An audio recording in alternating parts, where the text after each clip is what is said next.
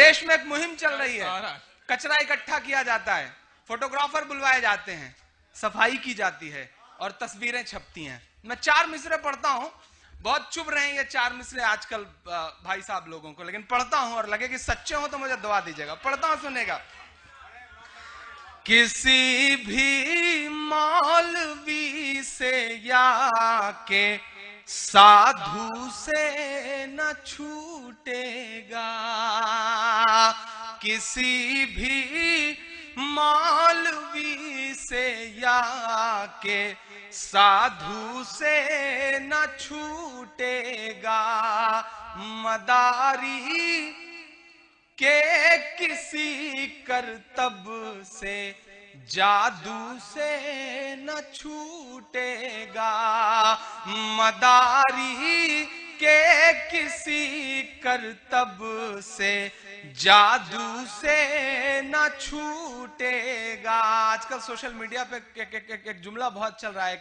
एक नौजवान कहता है कि मैं बहुत परेशान था, बेरोजगार था, मेरे पास नौकरी नहीं थी, फिर मैंने बड़ी उम्मीद के साथ नरेंद्र मोदी जी को वोट दिया, 6 महीने बाद मेरी समझ में आया कि मैं बेवकूफ भी था। इस तरह के भी जुमले चल रहे हैं सोशल मीडिया पे। मैं पढ़ता हूं। मदारी के किसी करतब से जादू से न छूटेगा, सफाई कर रहे हो तो जरा दामन की भी कर लो। जिंदाबाद जिंदाबाद। जो आवाजें खामोश है मैं उनसे भी दुआ मांगता हूं।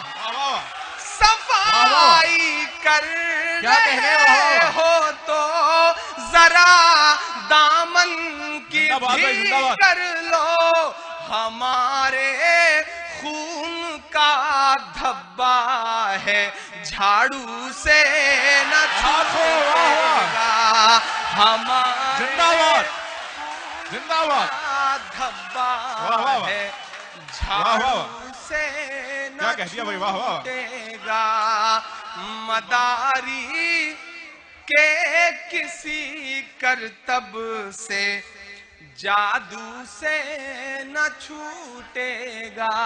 बहुत खूबसूरती से आप सुन रहे हैं माशाल्लाह। पूरा हिंदुस्तान यहाँ पर इकट्ठा है, बहुत प्यारा मुशायरा चल रहा है। मैं फिर से शिबली भाई को बहुत मुबारकबाद दूंगा, जो पूरा ग्रुप है इनका, स्पार्क ग्रुप। मैं वो सारे जो आप उम्मीद लगाए बैठे हैं, मैं वादा कर रहा हूं कि वो सब कुछ सुना के जाऊंगा जो आपने मुझसे उम्मीद लगाई है। बस ये है कि रफ्ता रफ्ता थोड़ा आदतों के मुताबिक काम करना रहेगा। वो पिछले दिनों शायद भाई चंबल में डाकुओं ने मुशायरा करवाया, बड़ा खूबसूरत मुशायरा, बहुत अच्छे से सुना लोगों ने, बड़ी दाद दी डाकुओं ने पूरी रात मुशायरे में। सुबह बहुत अच्छा खासा पेमेंट भी दिया, उम्मीद से ज्यादा। तो लोगों को लगा कि ये तो शायरों को लगा है तो बड़े अच्छे लोग हैं, पेमेंट दुगुना दे रहे हैं, जितना कहा था उससे ज्यादा। उसके बाद बड़ी मेहमान नवाजी के बाद ले जाकर के चंबल की सरहद के बाहर छोड़ दिया। जब 4-6 किलोमीटर शायर बड़े खुश चले गए तो लौट के आया, फिर सारा लूट लिया। तो शायरों ने कहा भैया जब लूटना ही था तो मतलब दिया क्यों? तो डाकू ने कहा देखिए भाई वो हमारी मेहमान नवाजी थी, ये हमारा काम है, हमें करना पड़ेगा। तो जो आपका काम है वो आप थोड़ा सा करें, इंशाल्लाह मेरा जो काम है मैं वो भी निभा करके दिखाऊंगा। आप बहुत अच्छा सुन रहे हैं, बहुत खूबसूरती से सुन रहे हैं। हमारे खून का धब्बा है झाड़ू से न छूटेगा, मदारी के किसी करतब से जादू से न छूटेगा, किसी भी मौलवी से या के साधु से न छूटेगा, सफाई कर रहे हो तो जरा दामन की भी कर लो, हमारे खून का धब्बा है झाड़ू से न छूटेगा, हमारे खून का धब्बा है। हुकूमत बदली, मेरे शायर दोस्तों ने कहा इमरान साहब जिस तेवर के साथ पढ़ते थे तेवर बदल लीजिए। निजाम बदल चुका है, हुकूमतें बदल चुकी हैं। तब हमने बड़ी दिलेरी से कहा था कि जो कहते हैं इस आंधी में पर ना तोला जाएगा, जो कहते हैं इस आंधी में पर ना तोला जाएगा, जो इस बात पे खुश हैं हमसे लब ना खोला जाएगा, उनसे कहो हम तूफानों से डरने वाले लोग नहीं, कातिल को मरते दम तक कातिल ही बोला जाएगा, कातिल को मरते दम तक कातिल ही बोला जाएगा। हमारे खून का धब्बा है, झाड़ू से न छूटेगा। ये कहने की बड़ी जायज वजह है हमारे पास, बड़ा सलीके से मैं कहता हूं। एक बड़ी प्यारी सी नज़्म सुनाता हूं, आपको मजा आएगा इंशाल्लाह, आप वहां तक पहुंचेंगे तो। एक बड़ी मजे की नज़्म पढ़ता हूं। 2 जगहों से चुनाव लड़े हजरत, एक चीज छुपाई उन्होंने, वो क्या छुपाया मैं पढ़ता हूं। और बिहार तो माशाल्लाह सलीके से मजा लेने का हुनर आता है, बिना इन्वेस्ट किए प्रॉफिट कमाने का हुनर आता है उस स्टेट को माशाल्लाह। वो पिछले दिनों शिवली भाई 3 जो है, एक उत्तर प्रदेश का आदमी, एक मुंबई का और एक बिहार का, तीनों साथ में सफर कर रहे थे। तो उत्तर प्रदेश वाले ने कहा भाई देखिए हम तो बड़ा मस्त लोग हैं, बड़े सलीके का मजा लेते हैं, पैसा फूंक के मजा लेते हैं। तो बिहार वाले ने कहा कि कैसे? तो उस बंदे ने 500 का नोट निकाला, उसको मोड़ा, सिगरेट बनाई, जला करके पीने लगा। देखो बोला 500 की सिगरेट पी रहा हूं मैं। तो मुंबई वाले ने कहा हम इससे ज्यादा सलीके से मजा लेते हैं। 1000 रुपए का नोट निकाला उसने, उसको मोड़ा और मोड़ के पीने लगा। अब बिहार वाला थोड़ी देर तो परेशान रहा, तो लोगों ने कहा तुम कैसे? तो उसने कहा ठीक। उसने ब्रीफकेस खोला, चेक निकाला, 50 लाख भरा, उसको मोड़ा और मोड़ के पीने लगा। तो ये हुनर बिहार को आता है, कमाल है बिहार में। मैं पढ़ता हूं, आप वहां पहुंच जाएंगे जहां मैं आपको पहुंचाना चाहता हूं। हाथों की सफाई छुपाता है, वो काली कमाई छुपाता है। आप पहुंच जाएंगे, मैं नाम नहीं लूंगा, नहीं तो आप जान जाएंगे कि मैं किसकी बात कर रहा हूं।